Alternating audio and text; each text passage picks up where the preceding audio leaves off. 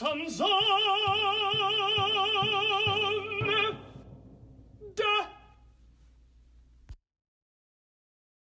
Hello and welcome to the Daily Planet Phantom Zone podcast. Wait. What are you doing? I'm doing my introduction. What are you doing? I thought I was doing the introduction. No, this is my podcast. Well, no, I was being gracious in the spirit of Thanksgiving, since we were doing an extra double-stuffed episode of Phantom Zone, to have you come and bring the Daily Planet podcast over here. But no, I was letting Phantom Zone in my gracious heart be part of the Daily Planet podcast weekly episode. Well, I'm pretty sure, first of all, that a couple episodes back you said that you wanted this to become its own thing. But if you want to jump back on that, in the spirit of Thanksgiving, I will let you have this one. All right, fine. No, fine. It's a Phantom Zone episode. Continue. Guys, let's open our arms graciously and be kind to one another on this joyous day. See, this is why Matt's here. That's a good point. You know what, Scott? I will let you step in and we can do the normal Daily Planet podcast things, and then we can jump on into the Phantom Zone section of the show. What a wonderful compromise. Like the Pilgrims and the Indians before one group horribly murdered the other. Exactly. All right. So, welcome to the Daily Planet podcast, Phantom Zone Thanksgiving Spectacular. For those of you that don't know, I am one of your hosts, Scott Daly, and then we have on the other side, on the Phantom Zone side, who's that? It's me, Adrian Torres. Hey, Adrian. Hey. And last, but certainly not least, we have Matt Freeman. Matt, welcome back. Thanks. Yeah, I'm the cranberry sauce at this little meal we have going on here. But like the cranberry sauce in like the can, where it still like holds its weird shape and is actually just gross. No, that's the good kind, Scott. Oh, that's the good kind. Okay. Yeah. I thought the extravagant molded kind was the good kind. No, the good kind is the kind that comes in the can. For 89 cents? Yes. That's how you know it's good, when it's less than $1. I would consider just a can of cranberry sauce to be an adequate Thanksgiving dinner. Well, that's really weird. But I digress. We're here to talk about movies. And we're here to talk about movie news. But we have so much to do this episode. I want to go through some movie news. We're going to talk about a couple of just truly terrible movies that Adrian has made us watch. Because it's a double-stuffed, a turducken of shit, if you will. That would be 3, Scott. I'm sorry. I don't know I don't know what a 2 stuff thing is. Just go with it. That's why it's double stuffed. You don't push it past that. But I like saying turducken because it's weird. Okay. And then I think we're gonna finish up with what we're all thankful for in film. I think we all love movies here, and we all have some movies that we're more thankful for than others, and we're gonna maybe get a little personal on this Thanksgiving Eve and talk about it. But first, let's go through some news. So, gentlemen, here's the thing: there's not a lot of news out there right now. It's kind of a slow time of the year. We're ramping up for award season, but none of those awards have come out really. Got some trailers coming out for December, January timeframe. We've got some trailers for way out in next summer, but it's kind of a weird time in the movie calendar. But we do have some things I wanted to talk about with you guys. The first being the Han Solo spin-off movie, which I'm sure both of you have heard about. Of course. Did you know that they're shooting for a heist or Western feel with this Han Solo spin-off movie? No. Well, I actually hadn't heard that, but that's good, I guess, because there are lots of genres they could have picked that would have been the wrong choice, and those sound like reasonably good choices for a Han Solo spin-off. Yeah, I mean, this is kind of non-news, right? Because when they announced Han Solo spin-off, that I think everyone thought heist or Western-y type film. But I guess this is news, so I guess the news is they're going in the right direction. Yeah, they're not doing something weird and unexpected. That's fine. Adrian, how do you feel about the Han Solo spinoff in general? and then Well, maybe this news. It exists, and so there's nothing we can really do about it. It's true. It's very true. I'll go see it. I'll go see it to support the Star Wars series, even though it's something that I don't necessarily need to do because of the fact that Star Wars is going to make money regardless. Yeah, they need your support and your loyalty. Yeah. But I liked it when they originally said that they were going to do a whole bunch of different stories and go off in directions and bring about original characters. And then the first thing after Rogue One that they announced was that they were going to do a young Han Solo movie, and I'm pretty sure that we know who Han Solo is. We know who Lando is. We know who Chewbacca is. That it seems kind of silly to go down this route. But if they do something special with it, then I'll totally eat crow on it. Yeah, because maybe. Is it still Phil Lord and Chris Miller? Or Phil Miller and Chris Lord? I confuse these names. Is it still those two? Because I thought that's who it originally was. That's the only thing that has me excited about this. They are. The two of them have so many different projects they're supposedly working on at any given time that you don't know. They're kind of, even though they're not to that point yet, they're slowly becoming a new Guillermo del Toro, where they just have so much on their plate that something eventually has to give and buckle underneath them. Yeah. I mean, that's true. We'll see how this shakes out. Is this the one that's supposed to come out right after Episode 8? So I think so. 2019. Yeah. Yeah, so I mean, we'll of course be hearing about this more as they ramp up the hype cycle for that one. But yeah, I mean, I'm hesitantly excited about it. I like the cast a lot, but at least the announced cast. But I don't know. Yeah, I got to see the Star Wars costumes this weekend. Oh yeah, how was the that? original costumes? It was pretty cool. It was cooler than I was expecting, actually. I went to the Denver Art Museum, and there was most of the original series, like, main costumes. I guess they were missing some key ones that you kind of would have expected to see, but I wasn't disappointed or anything. And then, of course, there were like 10,000 Queen Amidala dresses, which I guess my daughter liked, even though she didn't know who Amidala was at all, which I was very gratified by. Yeah, that means you're doing your job right. Well done. Yeah, right. She doesn't even know the prequels exist, which is there we go. Exactly correct. Yeah. Yeah, it was awesome. It was kind of, there were some of them that were definitely really cool to see, like the Luke Return of the Jedi outfit in particular. That's cool. Was like, wow, that's really it. It's right there. Yeah. Awesome. Yeah, so another not very much news. The first trailer for Martin Scorsese's new film Silence dropped. We're recording this at 10 o'clock at night on a Tuesday, and I think it came out just a couple hours ago. This is a movie that comes out at Christmas, and I think this is the first trailer for it. So, interesting strategy from that studio. But did you guys get a chance to check this out? No. I did not, but on principle. I hope it's a good movie. I think because it's Martin Scorsese that it's going to be a great film, but it seems like a really weird choice for Scorsese at this point in his career. He's always tried to basically pave his own path, make movies that are slightly different, might be in the vein of other films, but he hasn't really done a true remake. And that's what this movie Silence is. It's a remake of a film that's in the Criterion Collection. It's got a whole bunch of fans. It's adored by lots of people. And Martin Scorsese years ago even said that he was a big fan of the film. So now it seems weird that he took what was basically adoration and turned it into a remake. So it feels a little bit weird to me coming from him. Yeah, I mean, that's definitely fair. We will see what this shapes up to be. I thought the trailer looked really great. I think you guys should check it out.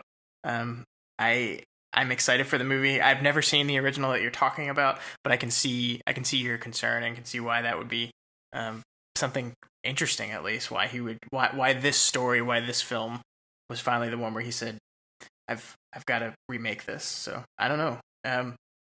It is coming out December 23rd, in limited, and then expanding in January. So it's doing the get it out in theaters before the end of the year to make the Oscars cut off, and then expand later. So I don't know. We'll see. It's supposed to be like 3 hours long, isn't it? Mm-hmm. Around that. Yeah. So I mean, I love Scorsese. I think he does really great work. I think he's been getting better and better. So I'm positive, but we'll see. Speaking of awards, the last thing I wanted to talk about was the Independent Spirit Awards. The were announced just today, I think it was, maybe yesterday. So the big things from here is that A24 landed 19 nominations, which was kind of unsurprising since in the world of independent film, A24 is killing it. If you think of an indie film that has done well commercially or with awards, it's probably being produced or released by A24. So I think, God, I'm trying to go through the list. This year, I know with The Witch, Green Room. Last year, I think Room was A24. God, I can't even think of like everything. Wow, cool. So they're a studio, I assume. They're distributors. I don't think they're producing the films, but they're distributing. Yeah. No, Okay. yeah, they're very much in licensing and distributing, at least in North America and the UK. I know is kind of their major ground that they stock when it comes to film. Okay, cool. Well, I had a story hot off the press. If you were done with the Spirit Awards. Yeah, go for it.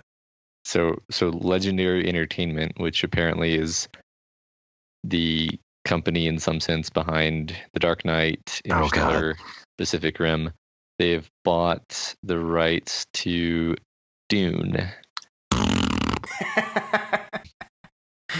I think we know how Adrian feels about this. That's not to Dune, by the way. That's not to Dune. That's to another. Adrian. Yeah. No. Yeah. It's to another studio saying, "Hey, you know what's a great Cavalier idea that no one's thought of before? Why don't we adapt Dune?" Well, it would be. I mean, I'm not saying they're going to do it right, but it would be cool to have a Dune movie that I wouldn't be embarrassed to show people. Like, of course, I love the. Man, I forgot the. Is it David Lynch? Yes. Yes, I love the David Lynch one, but that's because I'm like a diehard Dune fan. But if I try to introduce someone to Dune via that movie, they're like, "What's wrong with you?" So I'm not against this idea. Not against it. It's 3 different times they've tried to adapt it. They had the Jodorowsky one that fell through. Mm-hmm. They had the David Lynch one that was considered a failure. Then they had the sci-fi miniseries that tries to go a more literal route, but kind of doesn't really hit the spectacle elements. Yeah. That was a terrible one. Yeah. Yeah, it was kind of lack of drama. Exactly. But that's the thing. It's you're like, okay, 3 different times they haven't been able to do it. What makes you think that you're going to be able to do it? And Legendary Pictures is a studio that only works when they have somebody really good behind the camera, because the majority of the movies that they've produced over the years have been the last couple DC superhero movies. Pacific Rim, I think they did what's it called, Crimson Peak, because Del Toro was still with them at the time. But the majority of movies that they put out that don't have like a big director attached to them who has a singular vision usually end up being kind of and not that great. Yeah. So the studio themselves doesn't really bring a bunch of clout, and they're also usually directly tied to Warner Brothers, who Warner Brothers doesn't really have the best track record right now when it comes to big, full-blown tentpole productions. Well, thanks for popping that balloon with enthusiasm, Adrian. Destroyed. If they can get a good director, somebody like a Del Toro, who not saying that he would be the choice necessarily for it, but if they get somebody who has a really good vision, can control the production, and understands the text, that's what you need. You don't need somebody who doesn't know Dune and is brought in because they've got a crazy visual style. That's not going to work. You need somebody who has a visual style, but then a deep understanding of the mechanics to make Dune work. Yeah, and what's unique about it, and then also not just that, but how to bridge that into like a mainstream movie, which is really the challenge, I think. Well, maybe don't try to make it a tentpole film. I mean, like, Legendary's smaller films have had a relative amount of success, critically at least. You're right, they did Crimson Peak, they did Steve Jobs, they did Warcraft, which was not a good movie, but ended up doing well internationally. But maybe don't try to build this up as a huge summer blockbuster tentpole movie, and just make your movie. Like, there's plenty of sci-fi movies that work as smaller, not huge budget films, and I think you could do it in these days without a massive, huge budget. So it's true. There's not actually that much special effects that you would need. Right. Interesting. Yeah. Also, to make you feel even worse, the last movie that Legendary Pictures has done is the YouTube Red sensation called The Thinning, which, if you haven't seen the trailer for that movie, Matt, do yourself a favor and don't do it. Okay. All right. Well, this is all right. This is YouTube's new money-making scheme of hiring YouTube stars to be actors in terrible films that they think people will pay money for.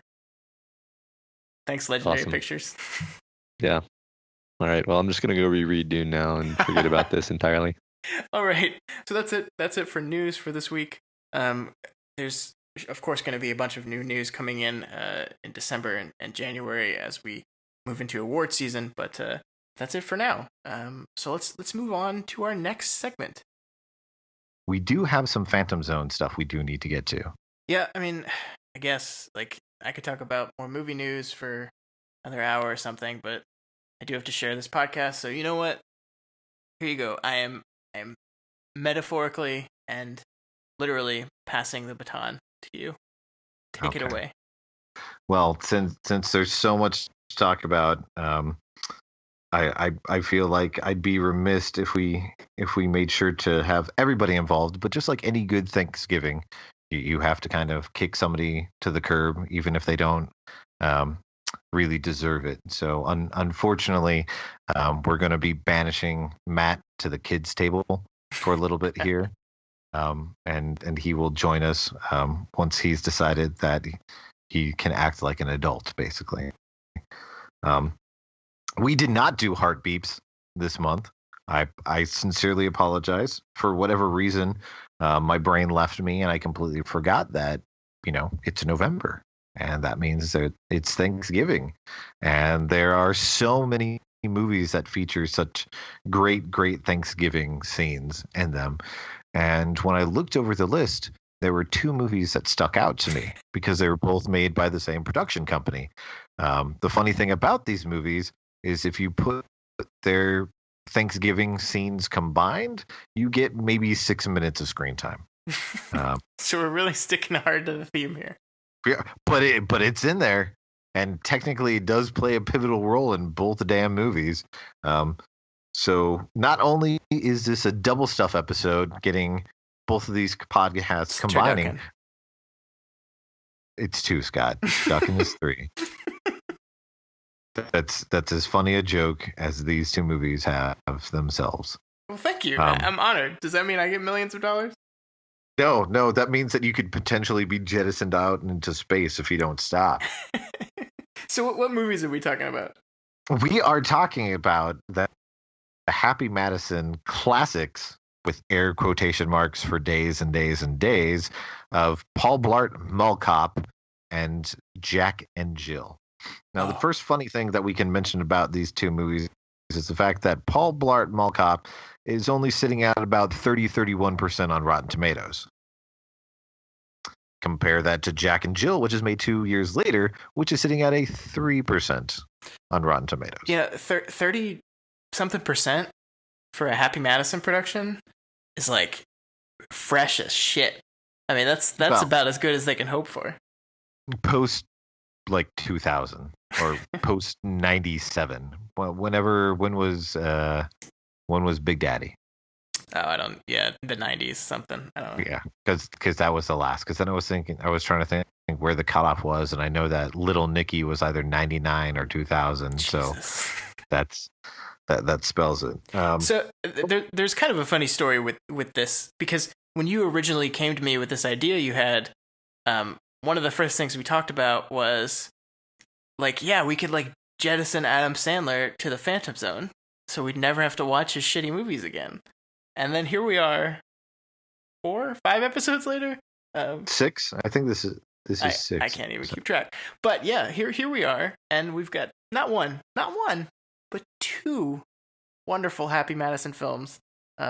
Unfortunately, one of the films features Adam Sandler, but there's 2 Adam Sandlers, so it's almost as if we get one Adam Sandler per movie. It's not double the pleasure; it's double the pain. Holy crap! So, but let's get to these in order. One was made in 2009. One was made in 2011. So we will start with Paul Blart Mall Cop. It tells the simple, very very simple, like kindergarten simple story of Kevin James as a guy who has hypoglycemia and tries out to be a state trooper and makes it great through the obstacle course, but passes out right before the finish line because he didn't have sugar earlier in the day. I don't know much about state trooper exams. Maybe you know more than me magically, Scott, but I'm pretty sure that if you pass every single other thing on the test and the reason that you didn't finish the course was because of hypoglycemia, that they don't just kick your ass to the curb. So yeah, here's the thing. Depending on I actually do know a little bit about this.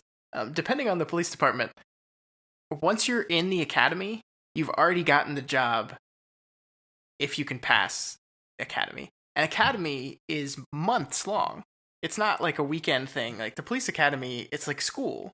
And the way this movie set it up, this was the last thing before they graduated police academy and became police officers. So no, absolutely not. If he did everything perfectly and stumbled right in front of the finish line, they would not completely ditch him. They had already invested a serious amount of time and money into him as a police officer. They would not just kick him out. But why? But you can't tell because there's no other point in the movie that he uses any discernible skills that he could have learned at the academy. That's true. That is absolutely true. So, up until 2 days ago, I had a thing I could say in my life that I was incredibly proud of. I could say that I'd never seen Paul Blart Mall Cop, and you've taken that from me by making me watch this movie. This time, I will fully accept responsibility because this month I did say, okay, these are the 2 damn movies you're watching, so watch them. And we're gonna go into the movie and we're gonna talk through it, and eventually we're gonna compare this to our next film that we're talking about.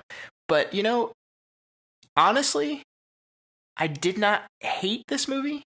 Like out of all the Happy Madison films that have gotten sequels, it makes the most sense for this to have gotten a sequel because I can see why some people would have liked it. Which, like, I don't want anyone to ever think that I think this is a good film because this is not a good movie. But it's not bad because of its premise. It's not bad because of its structure.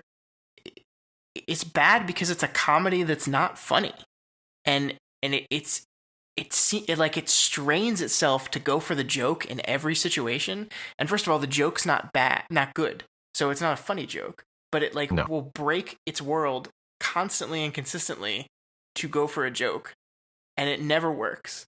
Because it exists in a void. The entire movie exists in the void. The note that I have at the top that I wrote at the very end is light, light, light, predictable, and just almost sanitary. But like, don't you think? I mean, there's a world in which an idea like Die Hard, but with a mall cop, is a funny, interesting, good idea. I think there's a world in that exists and can be done well. Obviously, that is not this movie, but No. but that it was an interesting enough presence, and the movie itself, like, it ticks all the structural and narrative boxes that it needs to. It sets up who this character is. I disagree with most of that. For as it concerns Paul Blart himself, yes, but no to anything else in the film. Well, the movie doesn't care about anyone but Paul Blart. I mean, this is a Happy Madison movie. It doesn't care about anyone but the main character of the film. That's what he does. Like, the female character is disposable. The source of conflict doesn't matter. It sets up its main character, and that's all it cares about. And it is a lovable loser that finds love. That is the Adam Sandler formula. But it's not. But let's jump into it, because going step by step, I think, helps do it. Talking about it in larger terms is, for us and the type of people we are, yeah, it makes sense. But at the same time, the movie's not deserving of it. It doesn't deserve for us to talk about it in such big terms and put it in filmatic sense, because it doesn't give a shit, really. Well, yeah, I mean, that is true. Just going through it and discussing the things we dislike is basically meeting itself on that level. Okay, let's do it. Okay. First of all, we then see his home life, where he lives with his mom and his daughter. His daughter is from his previous marriage that turns out was just a green card marriage. And you learn this while they're staring at a picture of Paul Blart and his wife sitting on a donkey, and she is much fatter than he is.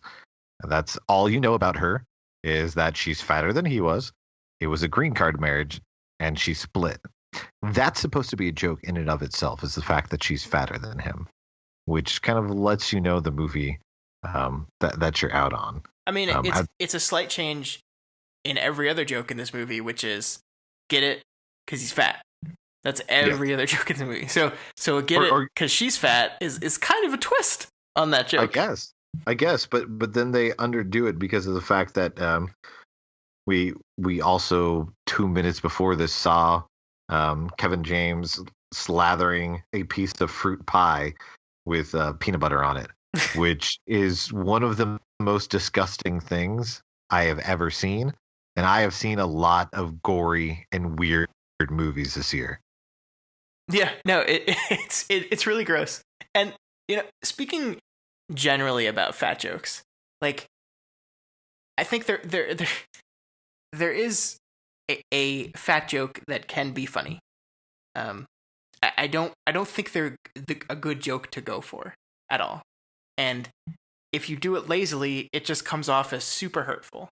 And that is this entire movie to me. None of these jokes were funny because you just kind of felt bad. Like, this is just mean, because there are people that are this size, and it's just like that, him like slathering a pie with that. I mean, yes, that's disgusting, but it's also mean. Like, just because he's fat does not mean he's going to do something disgusting like that. And that's what it always goes for, that every single time. Well, for part of it, there is a point in the movie where that they just move away from making fat jokes and just making idiot jokes, which directly happens after he's leaving the house at first, which is that he gets into his uniform very serious like, and then peels out on his Segway. The Segway that it seems like he takes home every night from the mall, which would not happen. Yeah, I don't. But he's terrorized by a small little yappy dog right away, and he can't just simply get away from the dog, and is terrified by it because of the fact that he's on a Segway. I guess that's comedy. I don't know. But he shows up to work and is very, very formal and very serious about his job, as if he thinks that he's a police officer, even though we saw him fail a few minutes earlier. And just plays a buffoon continually for the first several minutes of the film. And I mean, it doesn't really get any better than that, but they focus on his buffoonery and how no one else who works at the job that he does takes him seriously at all. And they have a new guy that they want him to train who's very much lackadaisical and doesn't care to be there whatsoever. And Paul's just very intense, and then ends up snapping a pixie stick and ingesting it as if it were cocaine. And that's like, I think one of this movie's biggest problems, and there are a lot of them, is that it can't decide whether it wants us to feel bad for Paul Blart or to make fun of him. And it seems to waffle between the two, scene to scene. Whatever works for the joke in that scene. There's no narrative through line, and there's really nothing like I don't think he grows as a character during this movie. Like, he's just the same person he always been. He just stumbles into a situation that his seriousness finally comes to some advantage, kind of. Like his delusion. Yeah. And that's a big key to the movie, because early on, well, we see him get in an altercation with a woman who they make fat jokes about her, even though he's trying to diffuse the situation, but because he's a buffoon, he's making the situation worse, and they end up having him fight with a lady in Victoria's Secret, and then decide to one up that and have him basically kind of creepy stalk the girl that he's interested in. That's so who works in the mall. It's so and creepy. It's even creepier as the movie goes on, because this female character, who is supposed to be the love interest for the majority of the film, is just there to get hit on by the three male leads. You have Paul do his creepy back and forth and then hit on her. You've got the guy from The League who plays the pen salesman, which I guess is the then modern day version of Ben Affleck's character from Mallrats. But you have him hit on her, and then you have the guy who ends up being the leader of the gang that's taken over the mall, hits on her as well. And like, they don't really give her much character development outside of she's being hit on by all these really creepy dudes.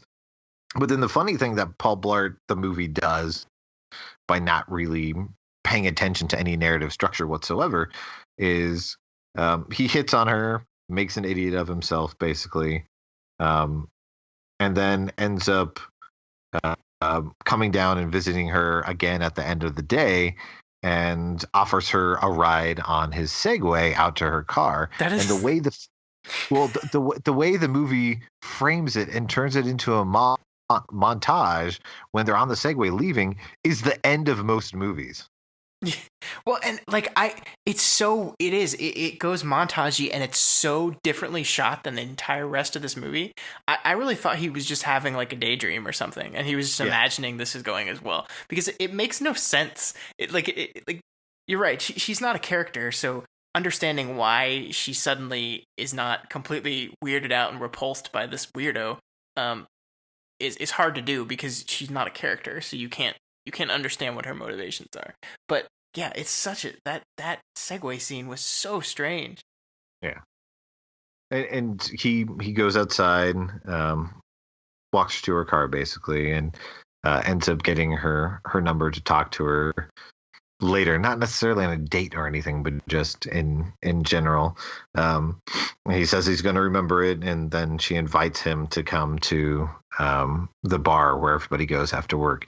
And in the scene, he makes a comment where he goes, most people tend to write me off at first meeting, wanting to make basically a good impression with her. And yet the next scene, when he goes to the bar where everybody is after hours, he has two people who work at the mall that he clearly has a connection with. And it's like, okay, if you're supposed to be the weird guy that everybody's ostracizing, how do the majority of people know you by name? And why is this guy willing to get in a nacho eating competition with you if you don't get along with anyone at the mall whatsoever? That's not.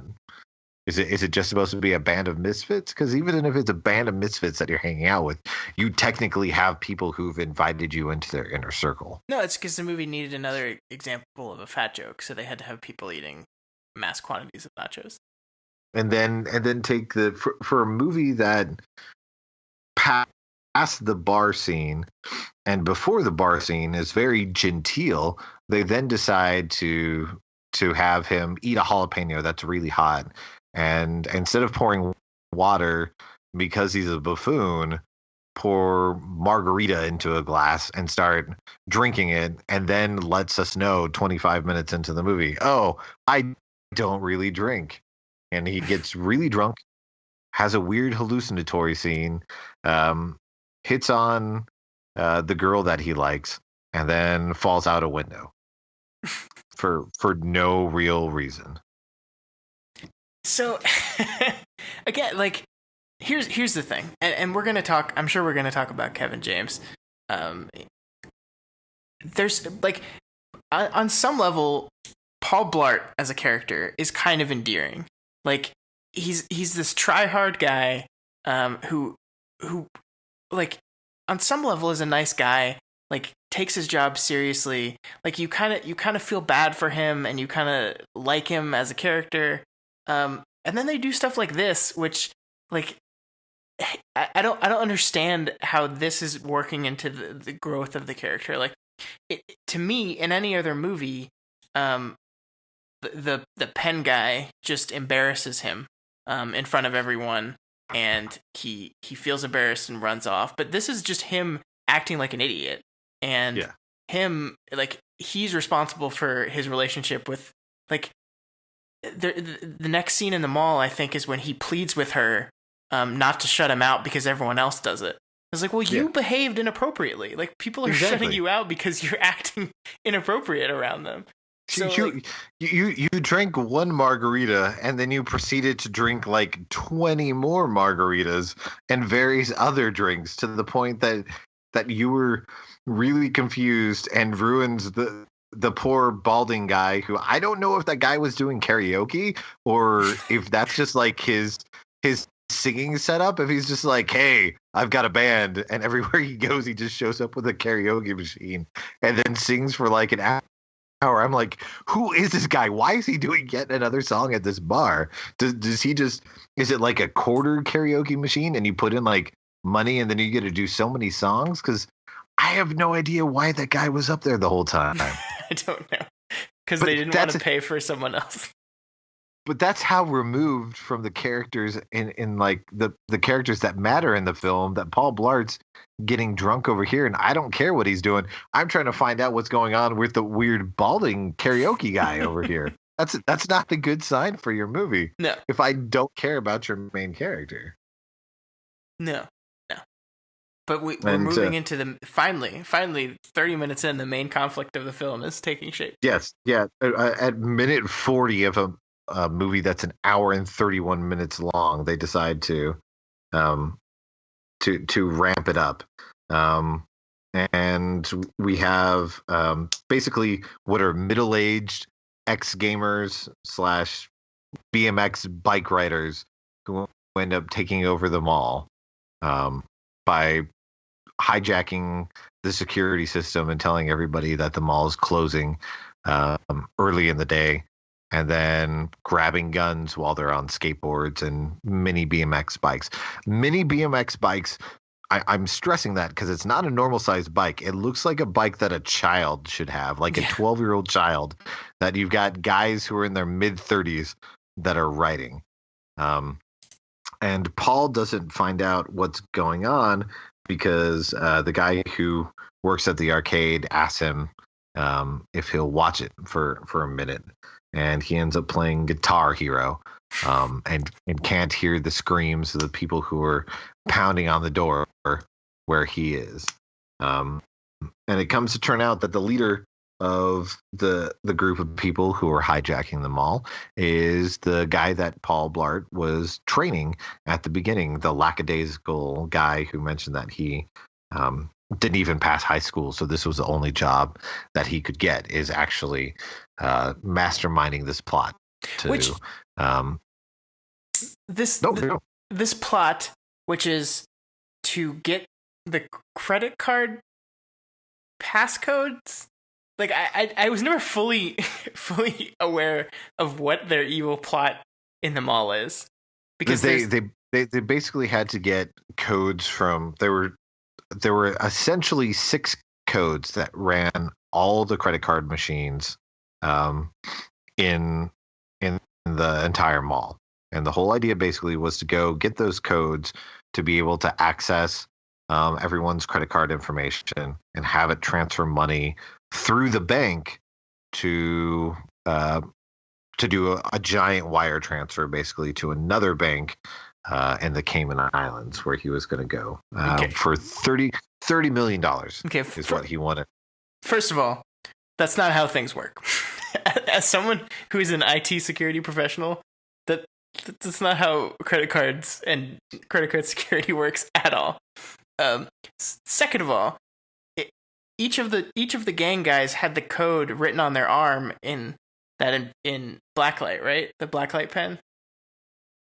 The code that they needed to access the system of that. I don't know if it was quadrant or specific store, because I think they were trying to hit the 6 biggest stores. So I think that's what the code was in relation to, was for the machine at that specific store. So Paul takes that and then writes down the codes for some reason. No, he takes a picture with the cell phone that he got from the guy who runs the cell phone hut, because his daughter was punished because she was going over the minutes. So Paul has a phone that belongs to, I don't know if it was a 15 or 16-year-old girl, but it's bedazzled to the 10th degree, basically. Yeah, which of course means that he's getting phone calls constantly throughout the movie from her ex-boyfriend, the stereotypical Indian person that's just super racist. Not only super racist, but is also another really creepy, overbearing guy in the film. Yeah. Well, okay, Adam Sandler hates women. Can we just declare that going forward? Unless it's his wife. Okay, you're because right. He's featured her in the last 3 movies he's been in.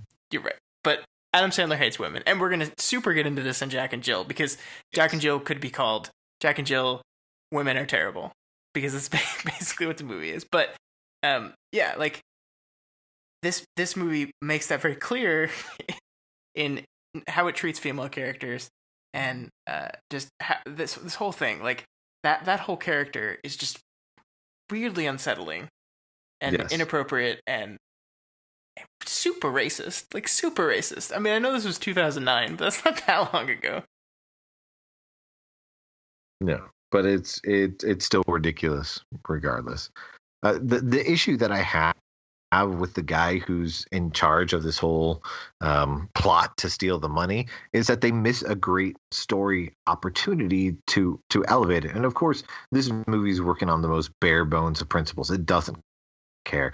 It wants to have the smallest semblance of a plot. It wants to go for jokes of the lowest common denominator, for a small child who's just beginning to understand what the concept of a joke might be outside of the sound of a fart.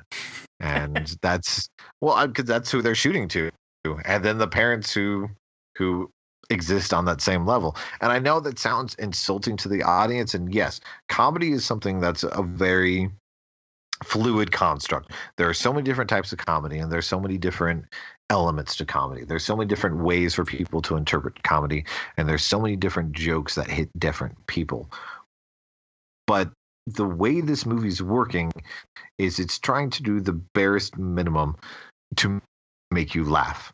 This film cares more about A, trying to make Kevin James a big movie star, and B, taking your money. Those are its two goals.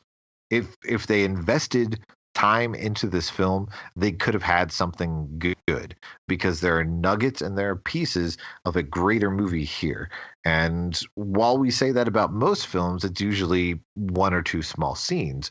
But this entire movie feels basically like not even a first draft, but like a pitch session. And then people go, okay, we've got the story notes. These are the scenes we need to hit. That's all we've got. I agree. But well, but what I was going to say is with this character, it's just a small, simple little change that they need to make, and have this guy who came in under the guise of learning. Throughout the movie, he knows exactly how SWAT and police and everything are going to act.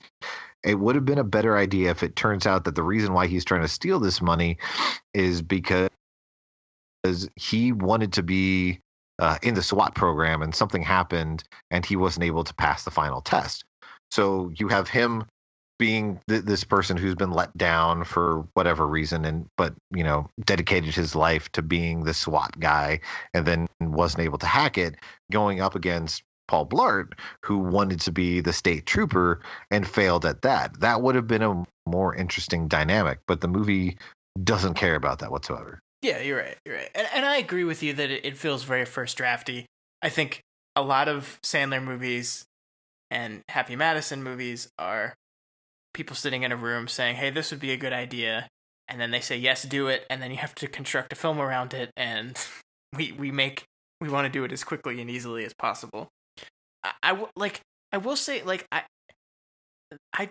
the basic premise of this, I think, is really good. And I think if they had just, and it feels weird to say this, but if they just made this movie more like Die Hard, I think it would have worked more. I mean, obviously you take it and, instead of going for the joke each time, kind of have it be a movie that's trying to take itself seriously, but the funniness is off of the fact that this is a mall and he's a mall security cop and not a cop trapped in a building fighting Russian terrorists that are, Eastern European terrorists that are trying to steal billions of dollars. This is just a low-class gang versus a low-class cop. There's inherent humor there that I think you can tap into. But yeah, I mean, I like the concept of this movie, and it feels weird to say, but I do like the bare bones concept. I think it's a good idea, and I think you could make something funny out of it. But you need writers to do that, because if your mall is completely empty, and you know that you've got everyone in the mall, the 5 people are trapped inside this bank to be the hostages, and then you've got 5 people who are walking throughout the mall who are part of your gang, then why do they have to be parkour specialists or ride BMX bikes or skateboards? There's no one else. There's no hurry really for them. They know exactly what the SWAT's going to do, and they're planning to take a hostage out there. There's no rush for them to do this.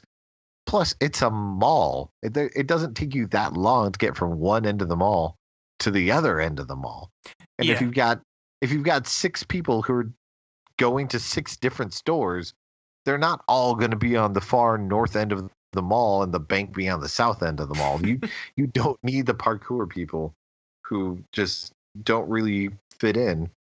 But then, as Paul Blart's trying to take them down, he's kind of falling over himself when he ends up doing it. He takes out a couple people because he's overweight, and he causes the vent shaft that he's in to fall down on somebody.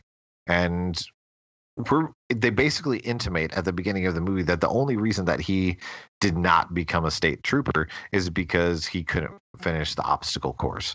Then why is he incompetent in every other way?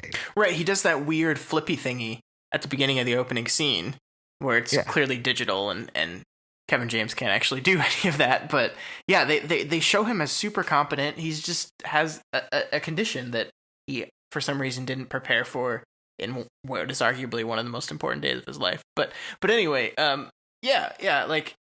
that I think on top of not being funny, is one of my main problems with the film is that he never really succeeds in anything throughout this movie. Like, he's kind of like, he does in some parts, but he's mostly just falling into success. Like, he's accidentally doing the right thing, or not even doing the right thing, just doing the wrong thing, and it just happens to work out for him. So it gives him, it gives, like, you're not really rooting for him.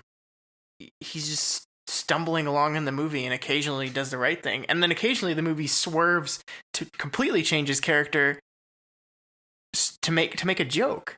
And that makes him really stupid, when in other scenes he's not behaved stupidly.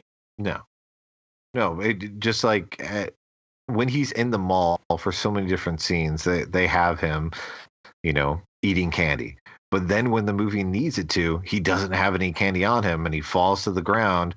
And because of his hypoglycemia, he needs sugar. And what do you know? There's a really dirty piece of candy that he instantly chews down on.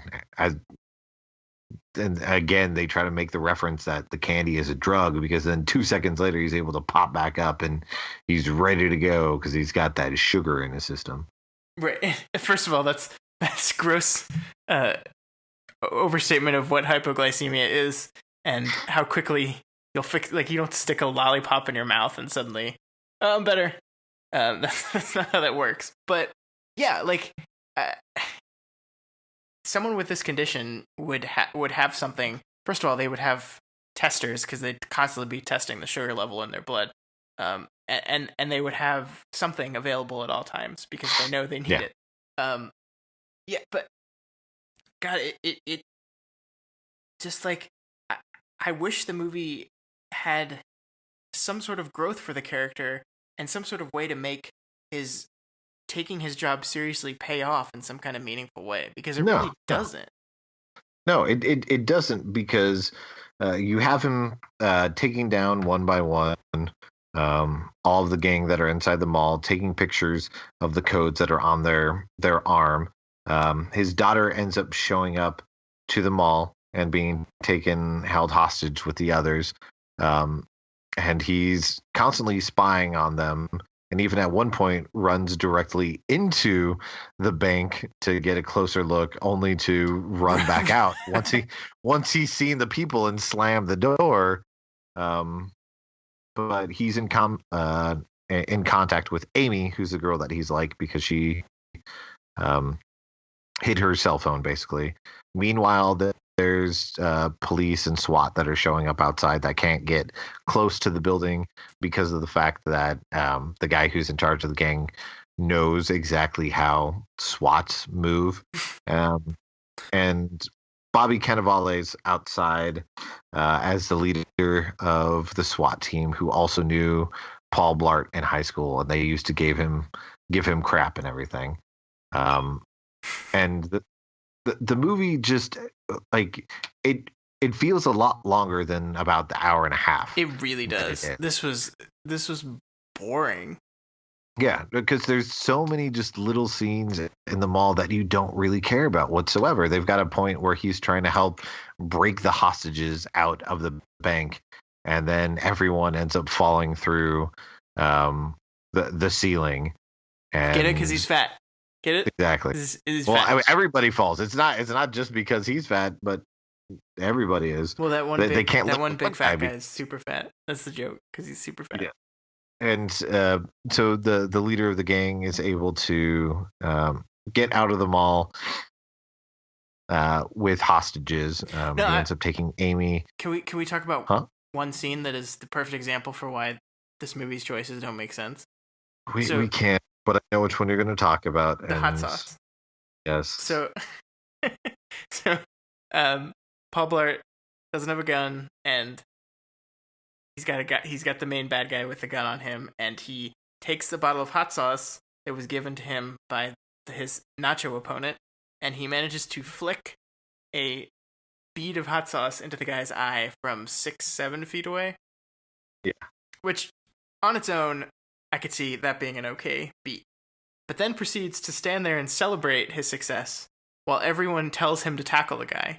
And then he doesn't tackle the guy. So that is not the character that was just in every other scene in this movie. Like, he takes his job seriously. He's always ready to like, he almost tackled that old man who was speeding on the scooter at the beginning of the movie. Like, that's not who Paul Blart is, that he would just, he's so dumb. Like, if anything, he's overzealous, and like, it doesn't make any sense. And it's going way out of line for a joke that's not even funny. And it's stupid. Like, I know it sounds ridiculous to get this in the weeds at a movie like this that just doesn't care, but I really feel like this is a perfect image of what is wrong with Happy Madison as a film production company, is that they just don't give a shit. And they have what could be a good movie, and they don't want to spend the time or energy to make it good. Yes. No, I completely agree with that.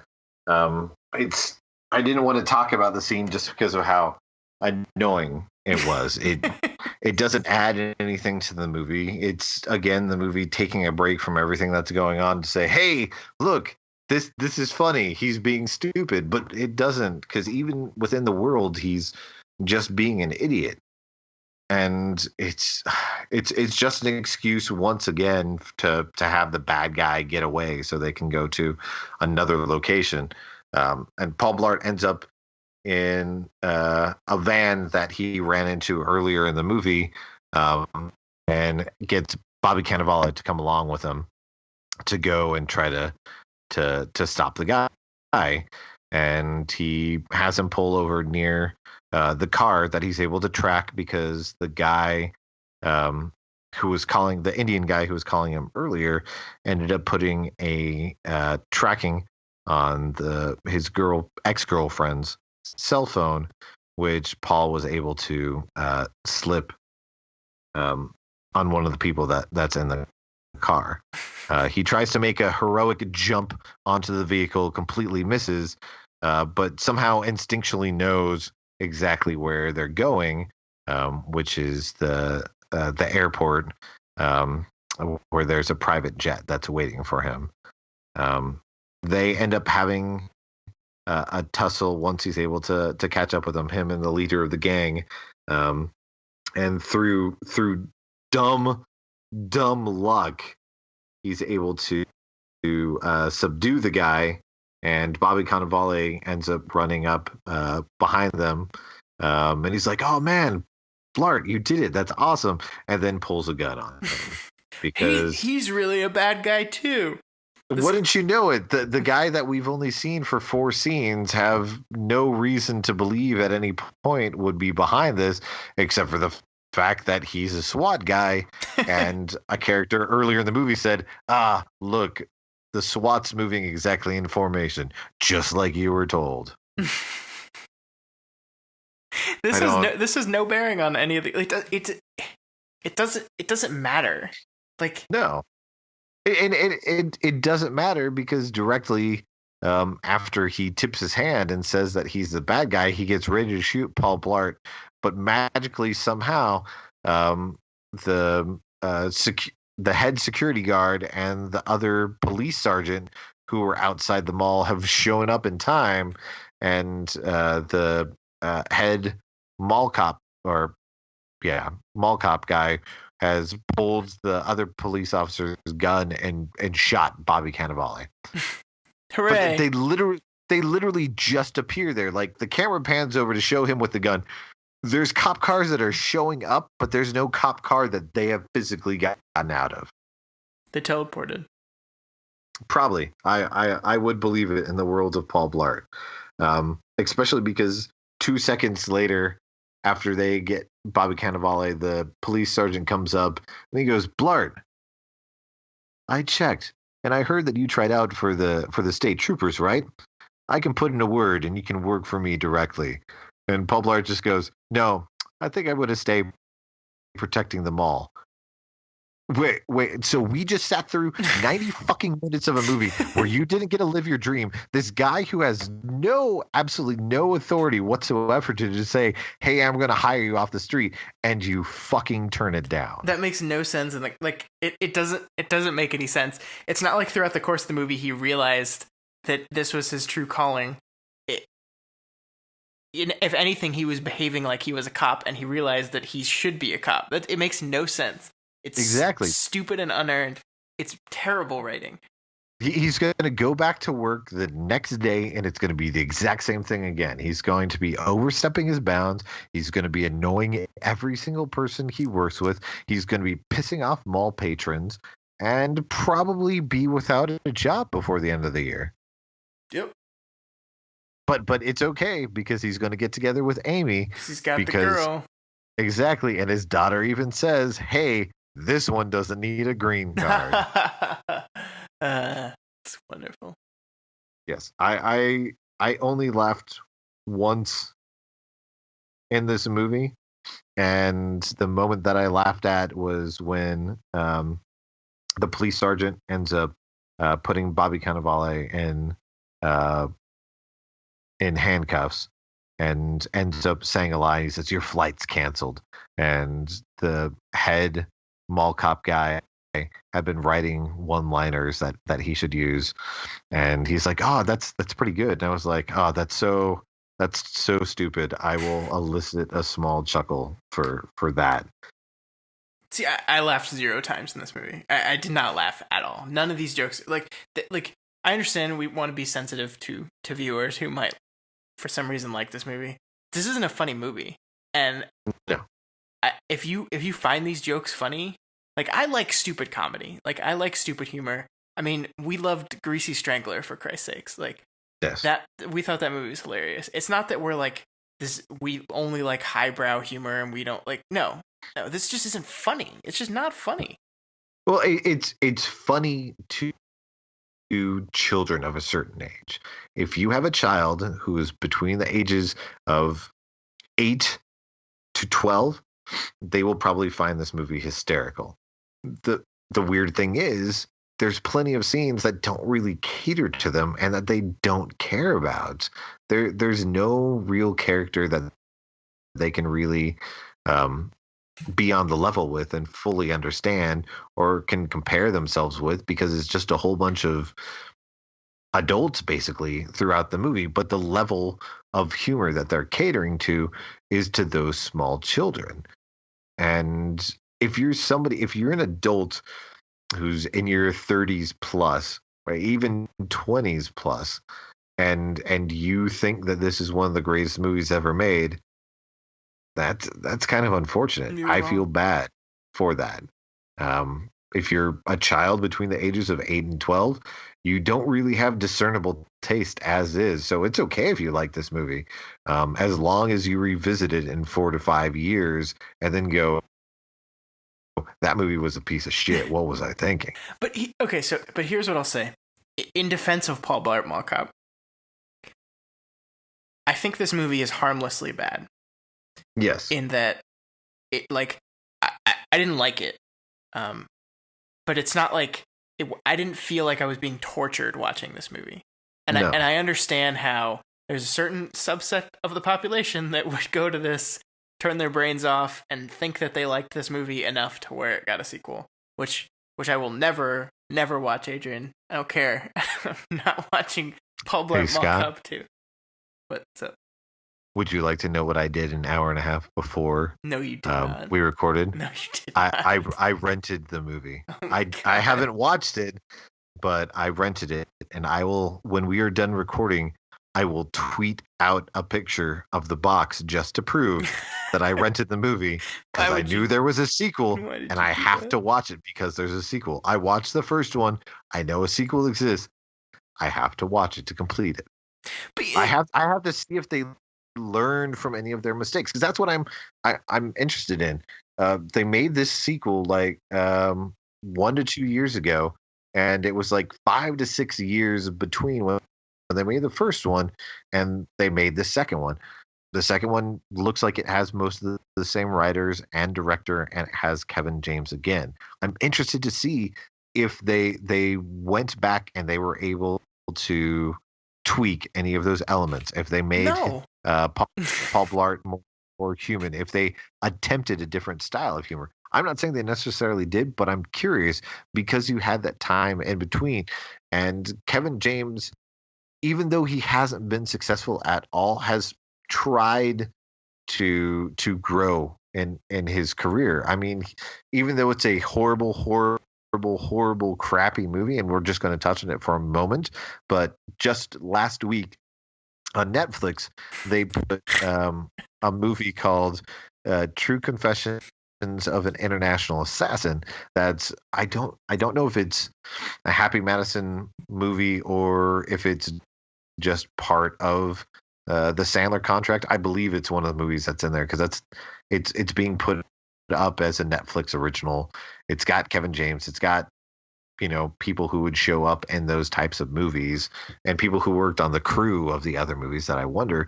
But the film, as bad as it is, shows that Kevin James wants to be viewed in a different light. He still has the stupid bumbling character, but he's wanting to try to elevate the movies that he's in, maybe just by genre, but that movie's a piece of crap, and we'll talk about that at a later date. But it's a point of comparison just to show that '09 is Paul Blart, and True Confessions of an International Assassin was this year, and you can see him trying to make a form of growth in the type of character that he's choosing. I don't know. Look, he's not a good actor. I mean, he knows his lane, and he sticks in his lane for the most part. And he plays the kind of lovable doofus. Okay. There's some movies I don't hate him in, but he's not good. No. And would this but to say, would this movie have been better if someone else played Paul Blart? No. I mean, the movie's bad, and it's not just because of his performance. Well, no, but it's bad because of his involvement and his willing to do this based upon the people that he's working with. If you had somebody different in the lead, it could potentially have been a better movie because you're going to have probably a different group of writers, and you're not going to have a whole bunch of people who have worked for the same production company before and are just basically going to say, yes, we know what we need to do to have this movie make money. That's all we care about. Because that's what the majority of the films that are put out through Happy Madison are. They're shooting for the lowest common denominator of comedy, the lowest common denominator of general audience that they know that they can prey upon to make a lot of money.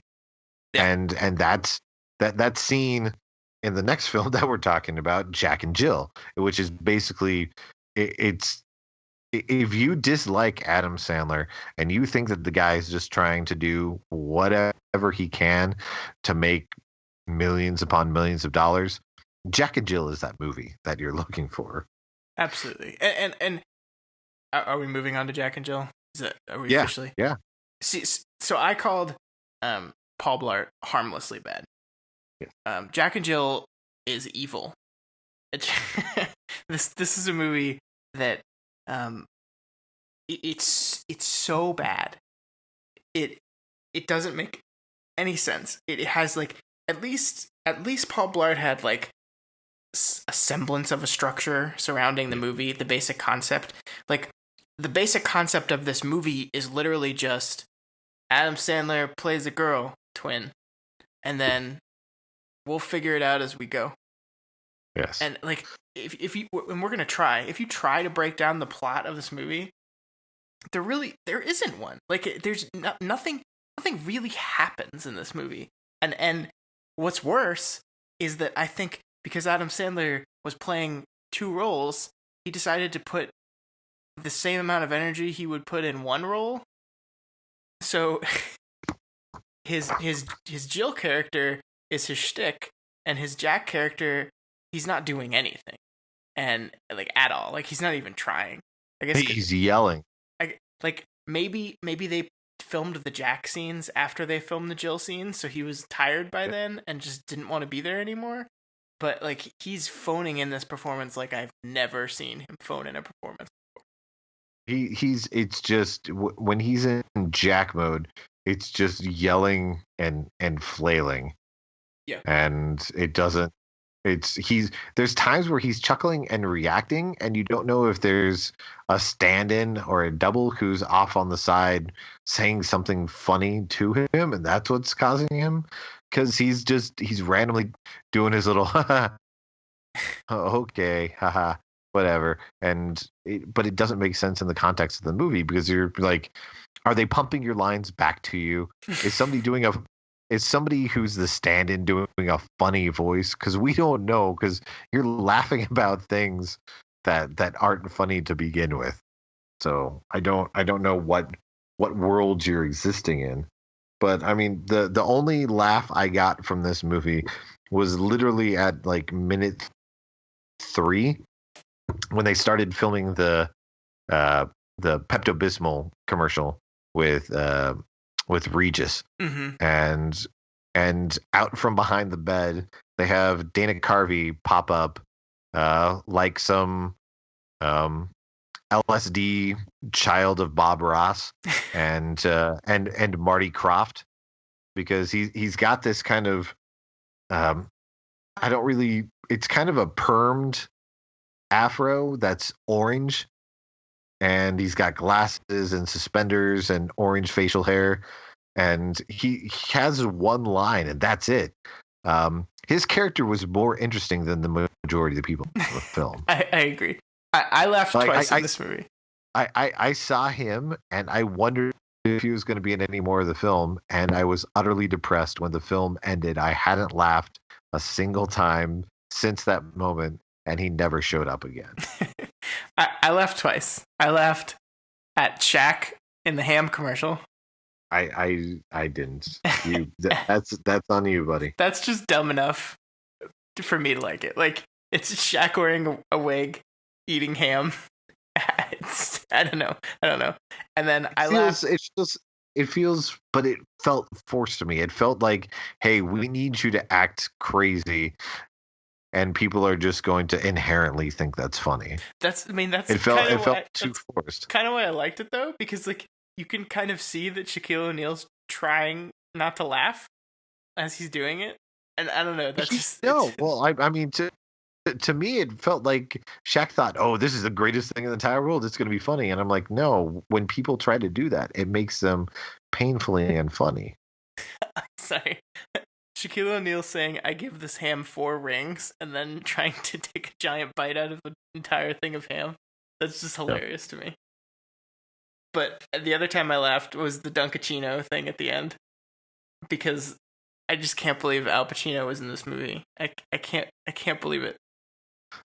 Scott, if you can't believe that, I can show you the last 10 years of that man's filmography. Yeah, I mean, he doesn't care. This, if you saw the movie 88 Minutes, you would understand. If you saw Righteous Kill, you would understand. Al Pacino doesn't care whatsoever. Al Pacino is basically the dignified version of Adam Sandler, because he's at the point of his career that he knows that he's going to get paid millions of dollars basically to show up. He doesn't even have to necessarily know his lines. And the sad thing about that with Al Pacino is there's actually a scene in this movie where you can tell that Al Pacino's trying to give it his all.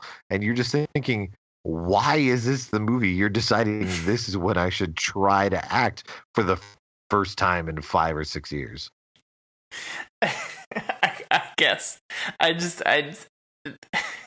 the whole, like, to me, everything with Pacino in this movie, in the Dunkachino thing, is like a meta commentary about Pacino being in this movie, and that I found hilarious.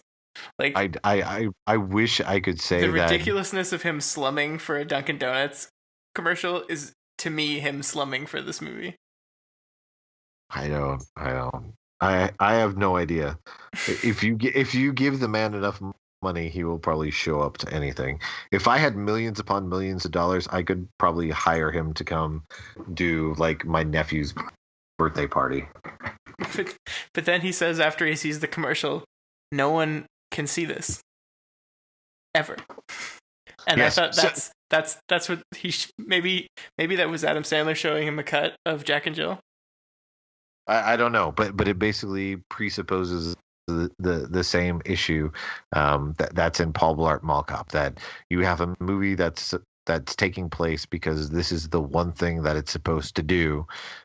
In this case, it's get Al Pacino into this commercial, and then the end of the movie says, "Fuck it, we don't care. We're not even doing that thing that you've been striving the whole movie towards." Yeah. So because they're doomed. That's what the movie doesn't really go over, is that company is doomed. They continually mention throughout the movie that the whole reason they need to get Al Pacino to be in this Dunkin' Donuts commercial is so that they can keep Dunkin' Donuts on as a client. Because if they lose Dunkin' Donuts as a client, then their company's going to go under. Even though we saw them at the very beginning doing a commercial with Regis for Pepto-Bismol, and you'd think that would be a company that pays a lot of money. So the fact that they're able to get Al Pacino to do the commercial that they need to make Dunkin' Donuts happy, and the very end of the movie is Al Pacino saying, "Burn it, no one must see this," and then mentions that they must kill the people who've actually seen it, even if it's Adam Sandler's wife. It just makes you go, "Oh, well, that's wonderful. Their company's now going to crumble. That's great." But who cares? Because Adam Sandler's loaded as hell. Like, the house he lives in is insane. Yeah, did they just film it at Adam Sandler's house? Who knows?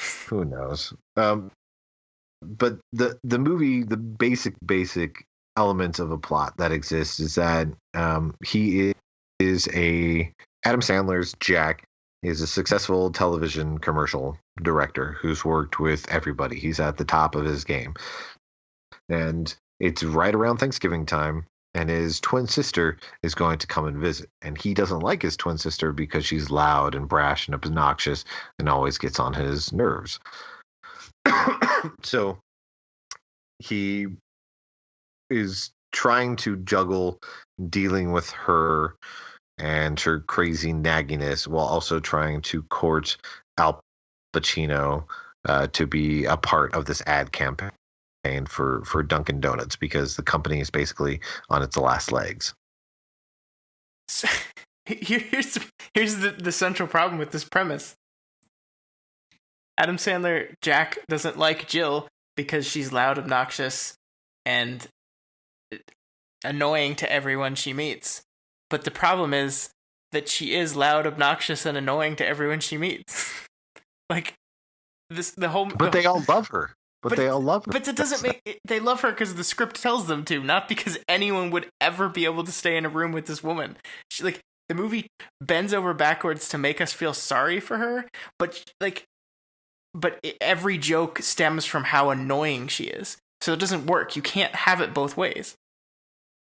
Or the fact that Adam Sandler is playing her like the most stereotypically offensive Jewish harpy that you can think of. Yeah, well, because now we're back to Adam Sandler hates women, and this movie allows him to make jokes at the expense of women without having to actually hurt a woman's feelings. So he goes like full force into it, and like they're like this movie. I almost can't even handle it. Like, it's so mean to like. But I guess because he feels like he's making fun of himself, it's okay to be mean because it's just making fun of him. But it's just basically insult. Like, if this was played by an actual woman, like if this part was played by an actual woman, it would be the meanest movie ever. Yeah. Because like it would just be awful. But it's okay because it's Adam Sandler. It still is in a way. It just comes off as aggressively weird and offensive. But not only that, but then they have so many little gags that they're trying to make work at the same time. Like the kid and his fucking tape obsession. Yeah, what? they just have a throwaway line where Katie Holmes, who plays Jack's wife, just says, "Oh yeah, he's just got a tape thing right now." I've never known a kid who has a tape thing. and the movie just allows him to go off and just continually like it's an element from a Naked Gun movie, because each time they go over to the kid, regardless of what scene it is or how late in the film it is, he's taped something else to him. Yeah. Well, I mean, this whole film feels like a series of completely disconnected sketches. Yes. Every scene feels like it belongs on its own separately, and they're not good, but maybe it would be more digestible if I only had to watch 5 minutes of it instead of an hour and 30 minutes. Yes. Because like it's just God, everything about this is terrible. Like this movie made me angry. It was so bad. Like Exorcist 2 levels of angry. I got mad watching this movie because it's so bad. Well, yeah. I mean, I literally, without any context, I can read you some of the notes that I wrote just to let you know how painful of an experience. One says, "What the fuck is up with the tape kid? Unbearable. Really? This movie is broad as fuck. Fuck." It's and then period joke, classy. Because that's the level that we're working on. Is they literally have several points where it's like, oh, hey, what ways can we make fun of women? What way have we not made fun of women yet?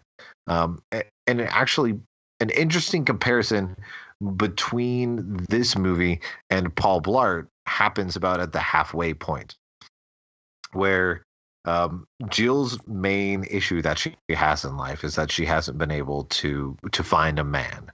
And they try setting her up on a whole bunch of dates that don't really go anywhere, but she ends up having a nice little rapport, nice in the context of this movie, that is, with the gardener named Felipe, who is basically the worst SNL character you can think of, because so he even comes in. Well, it's so racist, and then he comes in with his own built little catchphrase, "I'm just kidding." And it's just so annoying because they have him say it like 10 times, and the movie really hopes that it can browbeat you into enjoying it. But Jill ends up going to a horrible family picnic with a whole bunch of weird characters that don't make any sense. I don't know what was going on with Grandma. That was creepy. Do you know that's played by him? Yeah, I know that's played by him. Why? I don't know why it's played by him. I don't know why they make Grandma so creepy. I don't know why Grandma has to eat like 150 fucking jalapenos in that scene either. Because that's what Hispanic people do. Didn't you know that? I don't. Well, no, apparently I just know what Cubans do, and I didn't know it was terribly different. But he ends up dropping her off at the house, and her stomach starts gurgling. In Paul Blart, they've got a scene where he's hanging from an air vent, basically, that he was trying to shimmy into. And because he's a fat guy, he gets stuck up at his waist. And so the movie makes that a joke. But his stomach starts gurgling because he didn't get to eat earlier in the day. You would think in Paul Blart that they're going to launch that into a fart joke because somebody's right behind him. And so you've got the overweight guy who's stuck in their stomach rumbling. Fart joke seems like it's imminent. It doesn't happen. They decide that they're just going to have his weight be the joke and have the air shaft break apart. That's it. In Jack and Jill, you've got Jill, her stomach's gurgling and everything. She says she has a nice time, but she really has to go because of how her stomach's feeling, because it's the first time she's ever eaten Mexican before. She runs up to the bathroom. Jack follows her up, and you're forced to listen to a very, very aggressive farting / shitting sound effect for about a minute and a half. Way too long. But it's that point of departure right there. Whereas Paul Blart wants to be innocent and is almost too innocent at points because it doesn't want to engage the audience at all. But it decides that a stomach gurgle is enough for them. Whereas in Adam Sandler's film, he decides that he needs to beat you over the head and force you to listen to this thing because it's going to be the funniest thing in the world. Because he's gone from entertaining those kids who are between 8 to 12 years old in Paul Blart, and now going for the kid who's 5 years old, apparently. But none of the other jokes in the movie are really directed at a 5-year-old sensibility. unless you're a 35-year-old who has the mental capacity of a 5-year-old. And then that's a completely different story. And we're not going to make fun of those people at all. And look, farts are funny. Like, they can be funny. I think Louis C.K. said it the best. It's a noise that comes out of your butt that sounds like a trumpet. It's funny, but you have to set up a good joke with it, and it's like none of this is set up to pay off in any kind of funny way. None of it.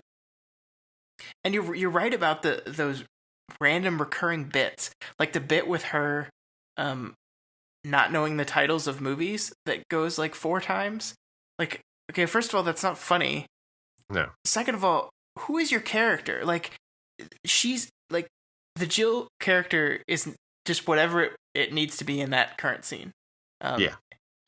There's no like, and I think the weirdest thing is, I think this movie thinks it's being like heartfelt and sweet at times. Like, this is a movie that opens with a series of twins like talking about each other, and then immediately moves into Jill fart jokes. But it kind of ends with these twins reconciling, which, by the way, is completely unearned. Like, his total switch to liking her after hearing Al Pacino talk for 2 minutes is insane. But like, I think it thinks that it's being like heartfelt and sweet, because it's anchored by these interviews with real twins. I don't know, but it's just not. Like, it's the Jill character is so unbelievably too far and too overplayed that it's not a human. Like, she's not real. Yeah. She's nothing. And then you're just annoyed by her presence the entire time. And then that annoyance, like, it doesn't translate to funniness. No, it's weird within the confines of the movie and the structure that they're purporting to have, because early on in the movie, they mentioned that, or they have Tim Meadows. Poor Tim Meadows. I love Tim Meadows. He's great in so many different things. This is not one of them. Yeah, what's he doing? He's not even funny. I'm glad that he's not in the majority of Adam Sandler movies. Probably maybe after this, he said, "What am I doing? I'm a better bit player in other movies. I should work with only those people." I watched Walk Hard again the other day, and Tim Meadows is so great in that. So great. Never once paid for drugs. Not once.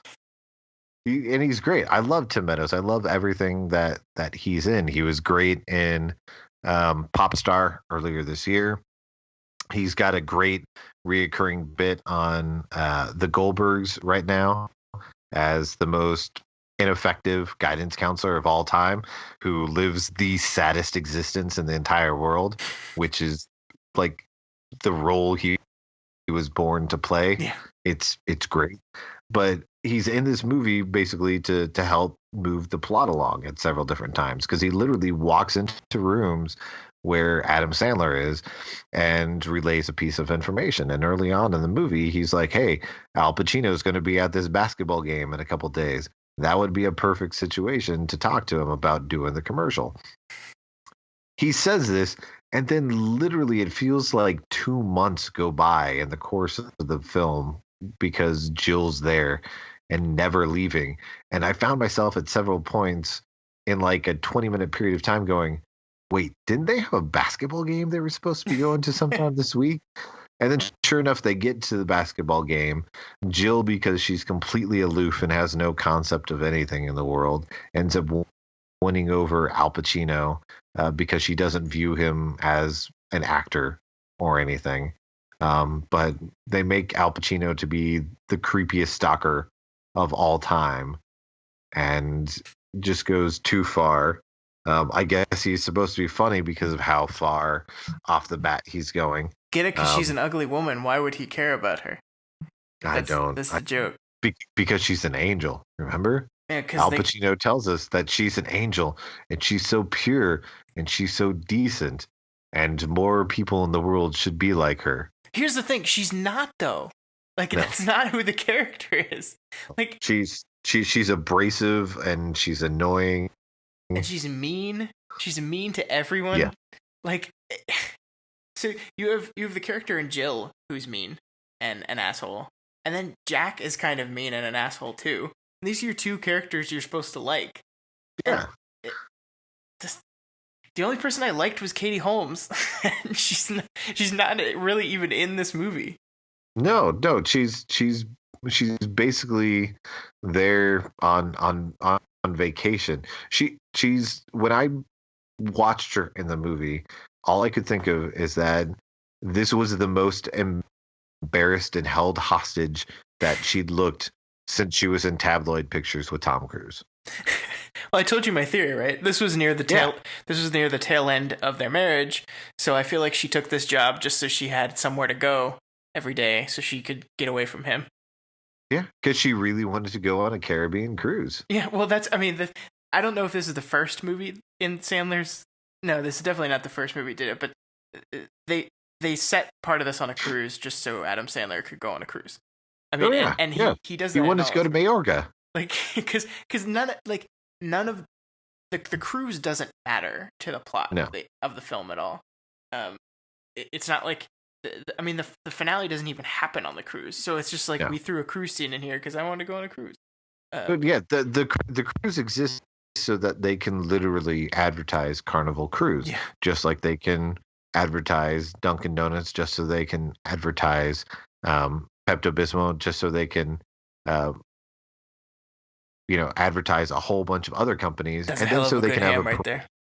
Exactly. And so that they can have a scene that's a birthday party where they just trot out any minor celebrity who happened to be within walking distance of the soundstage, because they randomly have Dan Patrick. Was that Brinkley? I think so. And then Tybo himself. Jared Fogle. Oh yeah, the Jared Fogle reference, really awkward. Really awkward nowadays. In 2016, yeah. Exactly. But it's just a cavalcade of the most random cameos in this one scene for no reason. Just then, Adam Sandler needed to fill a room with people that he'd worked with in the past or who happened to be in spitting distance. And it adds nothing to the movie except for to make Jill feel awkward because none of the people are there for her. And then she runs into Al Pacino so they can move along their really annoying and weird relationship. And that leads to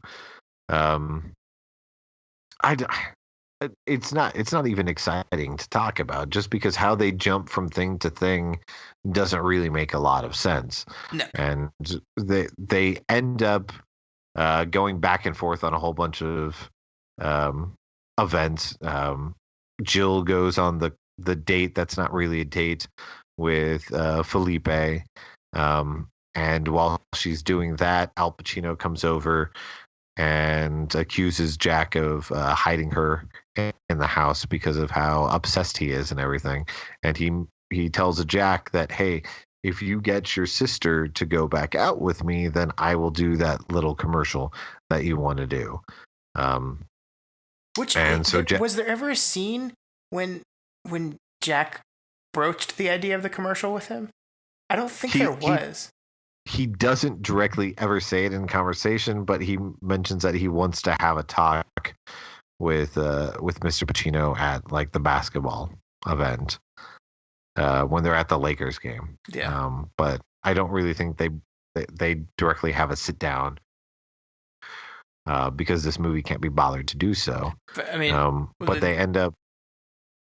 The important thing to know is that actors have agents who would handle all of that for them, and you would never meet with the actor themselves, especially for a commercial.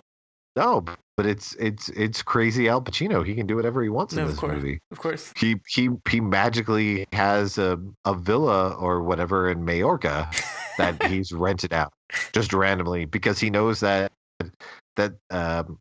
Jack and Jill have gone on this family cruise and he wants to meet up with Jill, but Jill of course doesn't want anything to do with it.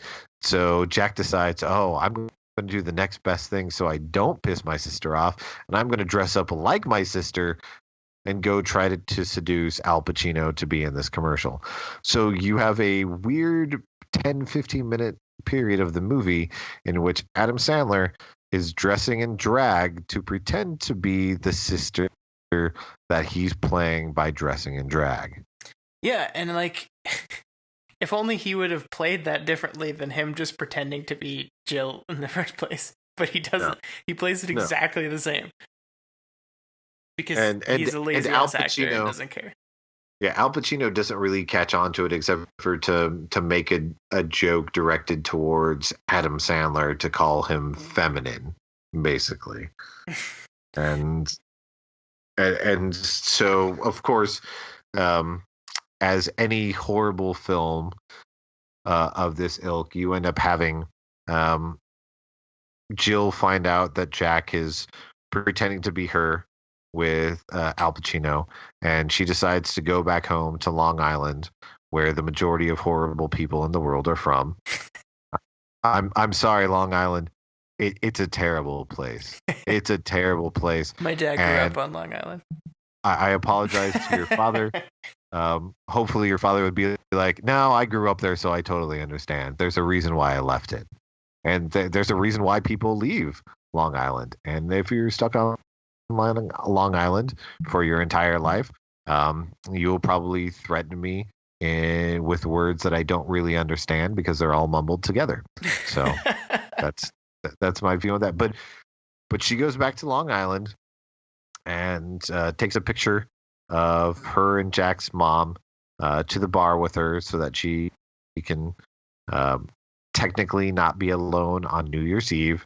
And that's when the movie decides to double down on its awfulness that it's already permeated through the entire film. And just when you think that things can't get bad enough, they decide to give you David Spade in drag for no reason. No reason whatsoever except for to look trashy and I guess make fun of people on Long Island and then say the name of Rob Schneider. Because Rob Schneider, magically, was the person who was busy and couldn't be in this movie. So that's what happens in the Adam Sandler world. If you can't make his shitty movies, you get made fun of. Well, yeah, but not only that. It's saying at this point in 2011 that Rob Schneider had enough of a thriving career that he didn't have to be in this Adam Sandler film. Boggles my mind on a completely different level. It's true. But of course, because it's the most tenuous of comedies in the entire world, Jack shows up to back up Jill and spend New Year's Eve with her, with his family, and is willing to speak in their fake made up twin speak language. And that's our dramatic conclusion. Basically. And then you get the scene with Al Pacino performing a rap for Dunkachino. I think we're gonna play that at the end of the episode. Just because I found it on YouTube, and I want. Of course you did. Of course you did. Because if there's anything you ever want to find of Adam Sandler's, it's there, and it probably has over 1 million views, and there's probably a large portion of people who think it's the greatest thing in the entire world. Look, I think there's a lot of people that could look at. We decided to do, and it just so happened that both these movies had a Thanksgiving scene in it, but we decided to do a Phantom Zone on Happy Madison, and we picked these two movies, and I think a lot of people would argue these might not be the best movies to pick, but I think they actually are, because I think what these films show is the worst, both the best, quote unquote, and the worst of what his films can do, and really, I think Paul Blart is as good as you can hope for with these movies, which is to say, innocently bad. Like, yeah, this isn't a good movie, but it's kind of harmlessly bad. It's like, it doesn't like drive you crazy with its badness, but it's just not good. And then this movie, which is aggressively, terribly, like, want to rip my face off so I don't have to watch it anymore bad. And that's what he does, and that's what he's continuing to do, and he keeps getting money for it, and it's so frustrating. It's painful. I now exist in a world where I am forced to say, you know what? The do-over with David Spade and Adam Sandler isn't as bad as Jack and Jill. I mean, that's absolutely true. Yeah, and that's a movie that's third act subplot deals with the fact that Adam Sandler's character is dying of cancer, and this drug that he was trying to take, which sets most of the movie in motion, was a cure for cancer. Like it's. I'll go one further, and I'll say that Jack and Jill is on par with The Cobbler. I think that's fair. And The Cobbler, for people who haven't seen it, is one of the worst movies of all time. It is one of the most tone deaf, insulting, transphobic, I'd say racist too, films of the last 10 years. Absolutely. And it's directed by the guy who won an Oscar last year for directing. Yeah, it's crazy. It's absolutely crazy. Adam Sandler and his work of the last 7-8 years are a blight on the cinematic world. And it's crazy when you look back at that movie, Funny People. And I know people make this comparison a lot as a joke, but it is crazy to think that he's decided that he's okay with this being his career, and he's going to churn out these movies, which are not good, not good at best, terrible at worst, and he just doesn't care because he's found his formula and he's going to stick to his formula. Well, and as someone who loves and appreciates cinema, it's so disheartening. There are so many filmmakers out there struggling to get their stuff made and struggling to get people to watch their stuff, that have something to say and something they want to explore and share with the world. That these movies, in a limited resource world, keep getting made instead of those. Holy shit.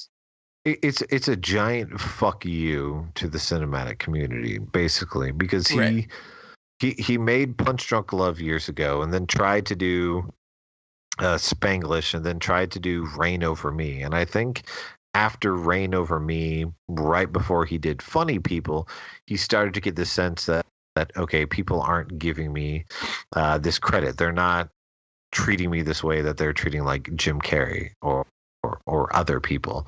And then just basically said, fine, I'll just stick to this shit and I'll put my friends in it. Which I think is even more of a bigger insult to basically just throw up your hands and say, okay, you don't like this, but you're going to go see this. That's not the way that you try to draw attention. That's what a petulant child does, and says, fine, if I don't get to play with my toys when I want, then I'm just going to break them all. And while he might be trying to send that message to them, that's not really somebody that you want to support or you want to go to bat to, because if they're making movies just to make money and to not really make fun of the system, but just say, okay, this is what I'm going to do if this is how I have to churn out a career, is sad and kind of pathetic in a way. Yeah, it is. It absolutely is. And I liked him in Punch Drunk. I think Adam Sandler can be a very good actor, and a good filmmaker. You're right. He doesn't have the wherewithal to see it through like many other comedic actors who were taking upon traumatic roles. Absolutely. And that when he did one that failed, then he tried another one without really changing his acting technique or anything. And then when that failed, then it was basically just fuck you. Mm-hmm. Absolutely. Yeah. So Adam Sandler, fuck you.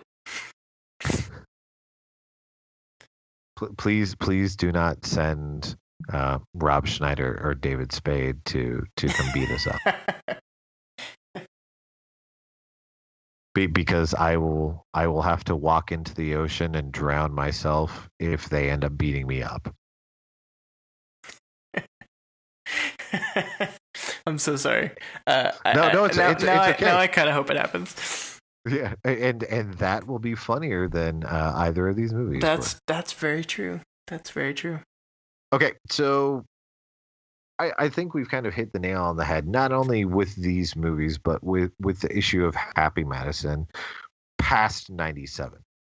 I think we can definitely agree that early Adam Sandler movies, which weren't necessarily under the Happy Madison banner, were better films. Were more entertaining films. You can go back and you can watch Billy Madison. You can find things that are funny in it. You can find more than a handful of jokes that are funny in it, that are funny in Billy, not Billy, Happy Gilmore, and then even Big Daddy. And those three are within his wheelhouse, do work. And I think that is because they do have more of a set structure to the story, and they do have more realized characters. The characters might not be great themselves, but the characters do have a form of arc or journey that they're going on, and they do have the ability to have supporting characters come in and actually support the scenes and be funny on their own at times, and it's not just putting on a general shtick throughout it.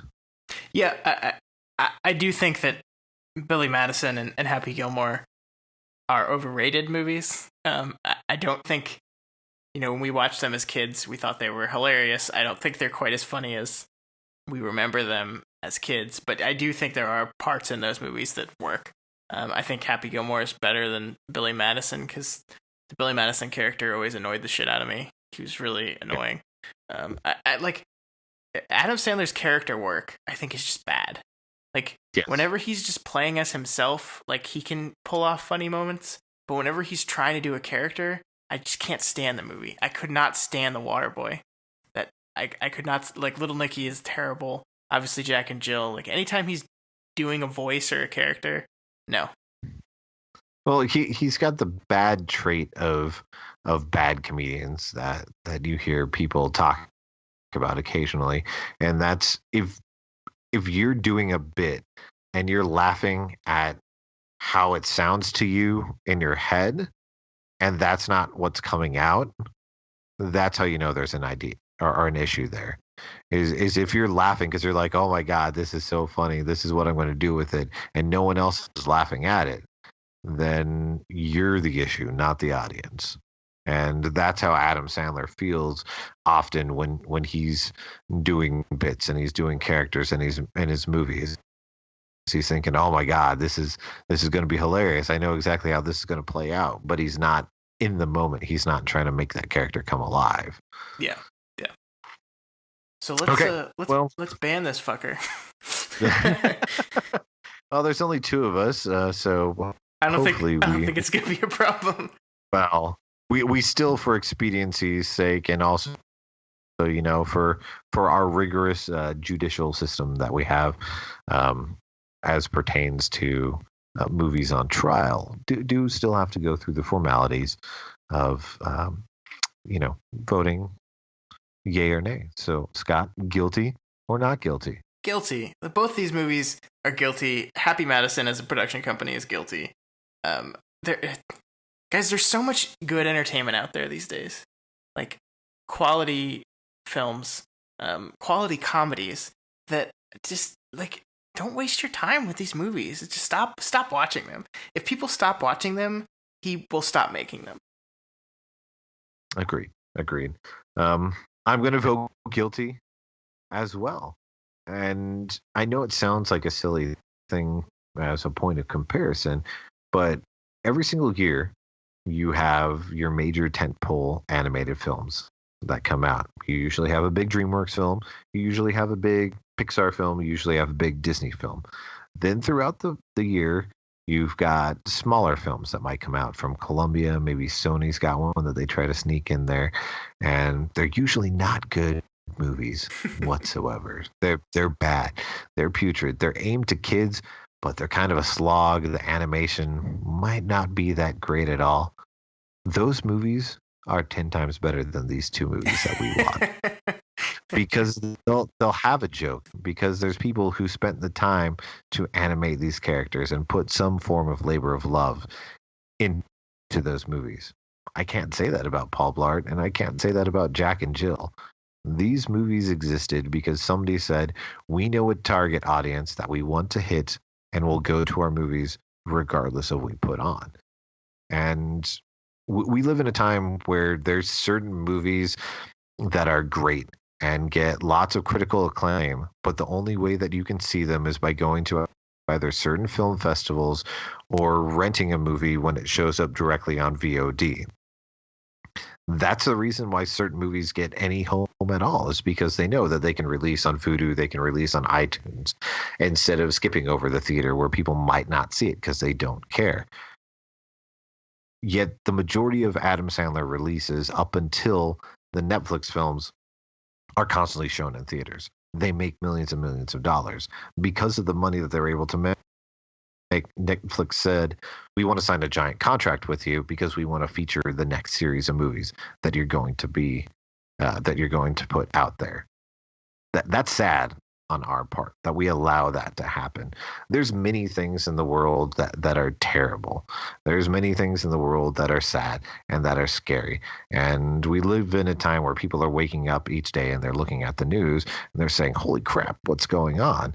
But it makes sense to me because we live in a world where we can continually enable Adam Sandler to make these movies. And that might seem like a weird thing, but it's people's ambivalence. And yeah, you might find one moment of his movies funny, but if you don't find the majority of it funny, why are you going to the next one? You don't need to.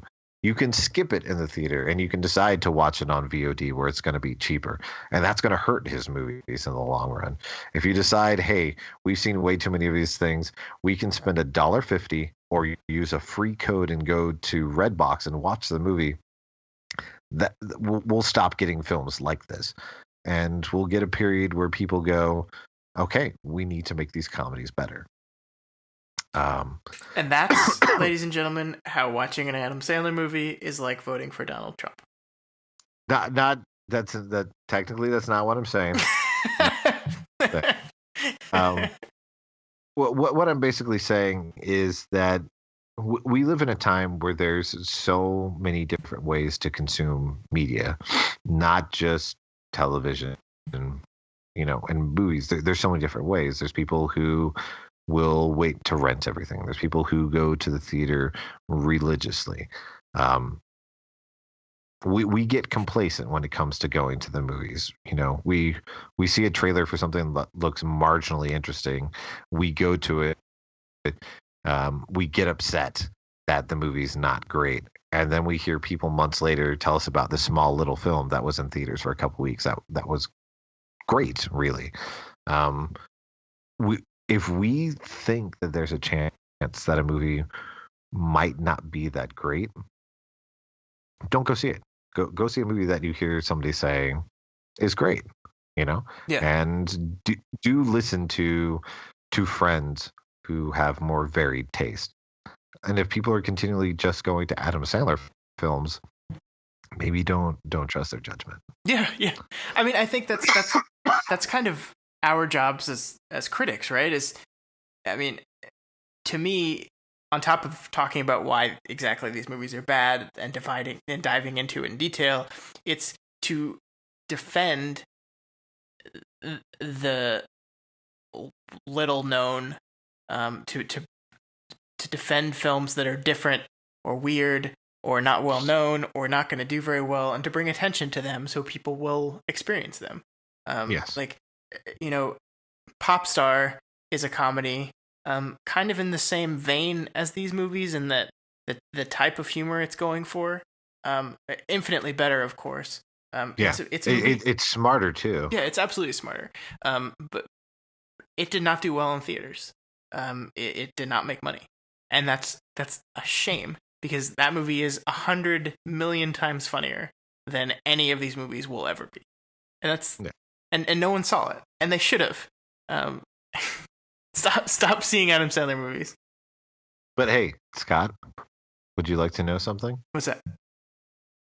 This movie is going to be shot into the far, far, deep recesses of space. Both these movies, we're going to take two cannon shots, basically, and hope that they can collide into each other as they go far into the deep recesses of space, into the Phantom Zone.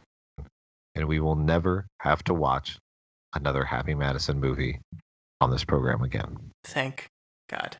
Thank you. We did it. We made it through. No more. Yes, we did. No more Adam Sandler. No more Paul Blart. No more Kevin James. I'm happy. Yeah. I'm happy. I'm thankful. Hey, I'm very thankful. That's what I was going to say. I am thankful we don't need to watch any more of these films. Look at that transition. That's just beautiful. It's almost as if we do this thing a lot. Let's talk about Thanksgiving. And let's talk about movies. Let's talk about what movies we're thankful for. Because I was kind of trying to come up with a segment around Thanksgiving, and we had never kind of we've always talked about how we like movies and we like story, but we never kind of got personal into what a film has done or is doing for you on a personal level. So I think we're going to go around the digital table here and each talk about a movie that we're thankful for and why. And who wants us? Adrian, do you want to start us off? I think Matt should. I'm really interested to hear what his movie that he's choosing is. All right, Matt. Well, so I actually thought about this quite a bit, and probably will surprise you with my pick, and it will probably make no sense. But it's Aliens, the James Cameron action movie. And the reason I'm thankful for this well, just in case people were like, is he talking about some kind of dramatic, heartfelt movie? It's like, well, so actually, Aliens is a movie that tells a very like personal story of this one character and her relationship with this girl, which becomes kind of a mother-daughter relationship, but aside from that, it's a feeling that it's a movie that I can very, very reliably go to for like a great time. And since the prompt was, a movie that you're grateful for, that you're thankful for, I'm thankful that this movie exists and that it's like kind of been there my whole life as something where I can just be like, I just need an absolutely reliable like adventure action movie to just take me away into its world. And there are actually very few movies that can consistently do that. Like some of them, you really love them at a certain age, and then you revisit them later, and you're like, this doesn't really work for me anymore. And a lot of movies, like other movies of mine that I would say are my favorite movies, they have like uneven pacing, I suppose you could say, to the extent where you just can't reliably lean on them to be that experience that you might want or need. And Aliens is just a movie that can always do that. It's just a perfect action perfect action movie with a great like dramatic story that keeps you engaged, and that's all it is, and that's fine. So I'm thankful for that. That's a really good answer.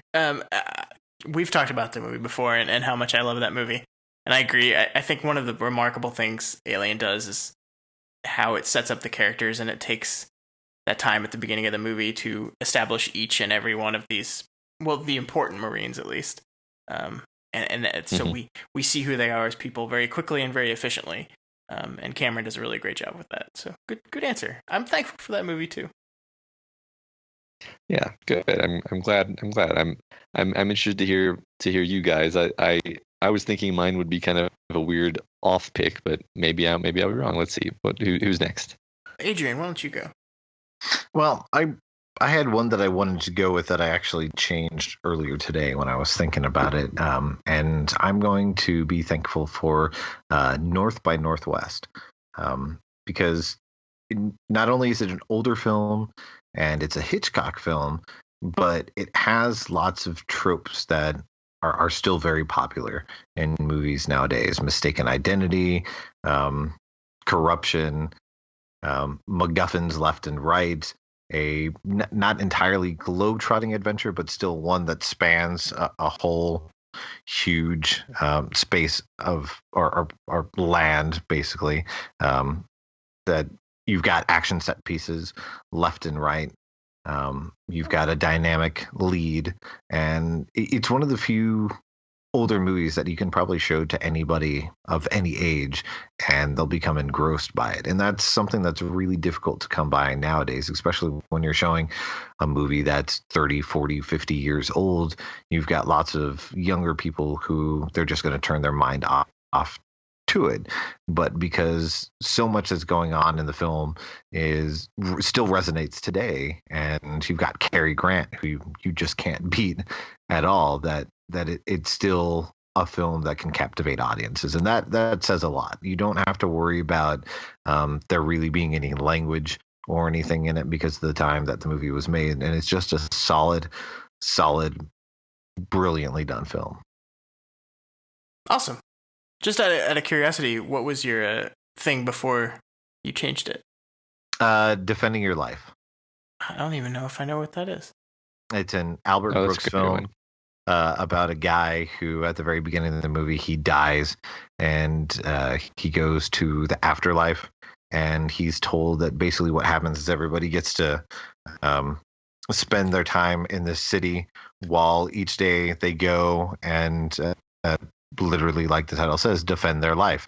And you're basically on trial to decide if you were a good person or a bad person, and they'll show clips of your life and you have to argue if that was a good moment or a bad moment. And basically, if you were really good, then you get to go on to the next plane of existence.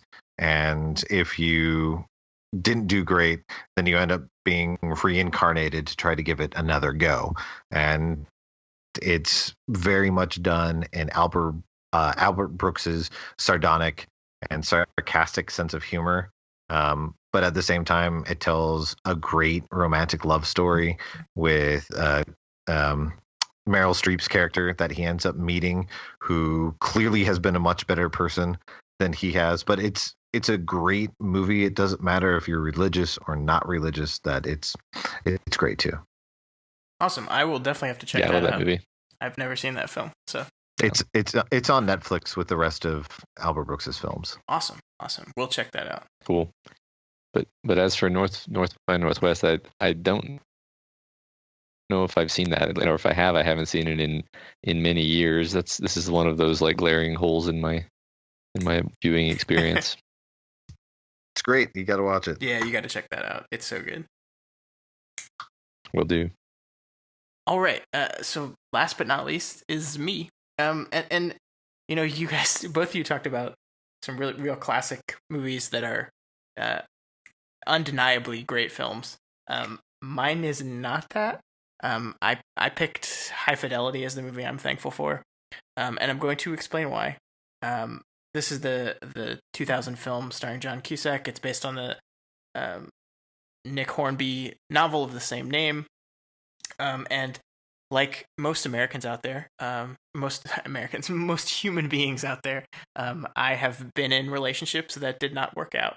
And this movie was my breakup movie. So whenever I was in a relationship that failed, for whatever reason, I would go to this movie, which is about a relationship ending and the different ways in which we cope with that. And this movie was like my therapy. There was a time where I watched it, like 3 times in a row. And it's interesting because I can gauge like how I'm moving along in my stages of getting over a relationship by my reaction to this movie, because John Cusack's character behaves very interestingly at different stages in the movie, and how you react to them. Like, if you're freshly dumped, you're kind of on his side throughout the film. If you have had a little more time to get through and get over the last relationship, you kind of see more how unreasonable and ridiculous he's being. And the further along I got, the less happy I was about the ending, where he ends up getting back with the girl that he broke up with him at the beginning of the film. But I don't know, there's something about this movie that it just spoke to me in how we process and handle the different things that happen when someone's broke your heart. And I'm in a very happy and positive relationship now. I'm getting married in less than 2 months now, but still, this is just a movie that whenever I think of it, it was there to help me through those times. So I'm very thankful for this film.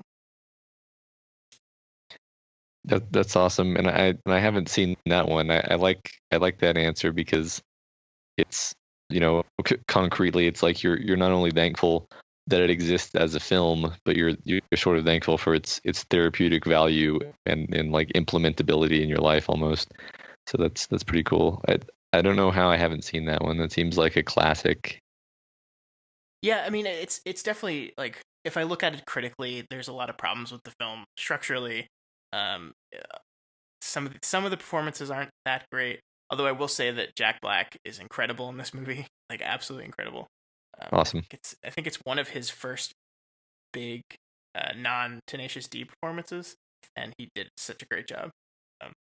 But no, yeah, it's just cool. Like I still go back and watch the movie, even though I'm in a very good place right now. I still go back and watch the movie and appreciate it for what it is. I think, to me, that's what film is, not only being a machine for empathy and connecting to experiences that you would never be able to have, but also just being there to help you deal with your own life. And I'm the type of person whenever life gets tough, I retreat into movies. So have it being a movie that can help me at least deal with what's going on is a good thing. Yeah, that makes sense. Did you have a second choice that you want to mention? No, I did. When I came up with the idea, this was always like, this popped in my head right away. Okay, all right. So that's it. That's what we are thankful for. I am thankful for this podcast. I'm thankful for you guys. This is, I think everyone knows how much fun I have doing this. So I appreciate getting to talk nerdy movies with you guys every week. Yeah, I'm thankful for you guys too. This is a great habit to have in one's life. I really appreciate it. Absolutely, and good answers, both of you. Oh, thanks. I'm thankful for allowing the Daily Planet podcast to come on Phantom Zone this week. even though it's two of the people who are involved in Phantom Zone. Yeah, well, it worked out nicely. It's almost as if it was planned. Almost as if. Yeah. No, it wasn't though. It was totally an accident. Yeah. But that's all we got for you guys this week. We will be back next week with a new episode that I don't know. We've got to get a Kryptonian collection in there sometime because we skipped this month because our schedules got crazy. But we will be back next week with more exciting movie news. Adrian, where can you be reached on the internet? I'm at Adrian Torres on Twitter. And Matt? I'm at Morden on Twitter. And I am at ScottDaly85, that's DALY, on Twitter. You can find this podcast, all of our podcasts, all of the Phantom Zone and Kryptonian Collection and everything else we do at dailyplanetfilms.com. I think that's all for this. Well, Scott, I do want to say that I think that we really need to buckle down and next month try to do heart beeps for Phantom Zone. I will say right now that next month we're gonna do heart beeps for Phantom. There we go. We've made the promise to the people, and we cannot betray them any longer. Oh, but next week is but it's December, so we're gonna have to do it. No, we're doing heart beeps. We're doing heart beeps. All right. So until next time, both you guys have a very, very happy Thanksgiving. Everyone else out there, have a happy Thanksgiving as well. If you're not American, sorry. Just eat a lot of food, and you'll feel like you are. And we will see you all next week. Something's brewing at D&D. Wow! Al Pacino! It's not Al anymore. It's Dunk. Dunkachino? Don't mind if I do. What's my name? Dunkachino. It's a whole new game. Dunkachino. You want creamy goodness? I'm your friend. Say hello to my chocolate blend. Attica, hoo-ah, lottie light. This whole trial is out of sight. They pull me back in with hazelnut too. Caramel swirl, I know it was you. Everyone wants my Dunkachino. Can't get enough of my Dunkachino. Kids from 7 to 17 lining up for my Dunkachino. What's my name? Dunkachino. Ah, Dunkachino. And boom, there you have it. It's actually 32 seconds, so I got to lose 2 seconds. Maybe you can tell me what part you would lose, but I think we are getting there. Burn this. I'm sorry? This must never be seen by anyone.